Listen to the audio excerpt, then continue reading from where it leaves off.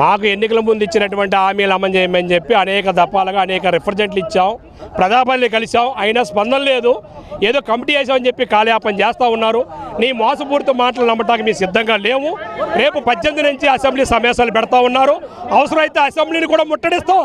యావత్ కార్మికులు, రాష్ట్ర కార్మికులు రేపు 18 తారీఖున విజయవాడకి చెలో కార్యక్రమం పెట్టాం. అవసరమైతే 18 తారీఖునే అసెంబ్లీకి వెళ్తాం. నీ అరెస్టులకి, లాఠీ చార్జీలకి దేనికి భయపడే ప్రసక్తి లేదు. మా ఉద్యమం తీవ్రతరం చేస్తాం. నువ్వు ఇచ్చిన హామీలు అమలు చేసేంత వరకు కూడా మా పోరాటం వెనక తీసుకునే ప్రసక్తి లేదు. తక్షణం అమలు చేయాలని చెప్పి చెప్తా ఉన్నాం.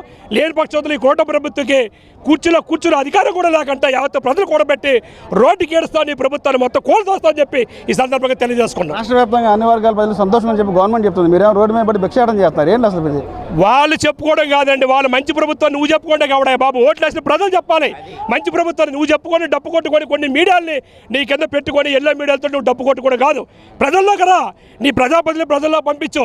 ప్రజలు నీకు మంచి ప్రభుత్వం అని చెప్తే ఈరోజు ఫ్రీ బస్కే చాలామంది వ్యతిరేకిస్తూ ఉన్నారు. నువ్వు ఫ్రీ బస్సు పెడతాం వల్ల ఉపయోగం లేదు. కొట్టు చేస్తూ ఉన్నారు. మహిళలు కొట్టుకుంటూ ఉన్నారు. మగవాళ్ళు టికెట్ తీసుకొని డబ్బులు ఎక్కితే వాళ్ళ సీట్లు లేవు, వాళ్ళు తంతా ఉన్నారు. చాలామంది మహిళలు ఎవడుతున్నారు. నువ్వు ఫ్రీగా ఇవ్వాల్సింది ఇది కాదు. ఫ్రీ విద్య, ఫ్రీ వైద్యం ఇమ్మని చెప్తున్నారు. నీకు అది చేత కాదు. ఎందుకంటే ఆ ఇవ్వడం ద్వారా అంటే నీ కోట్ల రూపాయలు నీకు రాదు. ఈ రోజున దేశంలో అగ్రస్థానంలో ఉన్నటువంటి ఉన్నత సీఎం ఎవరు అంటే నువ్వని చెప్పి నిన్నగా మనకు తేలింది. కోట్లాది రూపాయలకు అధిపతి నువ్వు. నీకేం తెచ్చి పేదవాళ్ళ స్థితిలో పేదవాళ్ళ బతుకుల గురించి కోట్ల రూపాయలు డబ్బులు వేసుకొని పడుకుంటున్నావు నైట్ పాటు. నీకెవడు ఇచ్చాడు రా బాబు సీఎం సీటు? ప్రజల దగ్గర రా నువ్వు. నీ బతుకంటే చెప్తారు.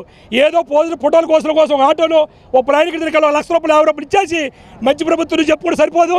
నీ బతుకంటే నీ ప్రభుత్వం బతుకంటే ఈరోజు ఈడుస్తూ ఉన్నారు.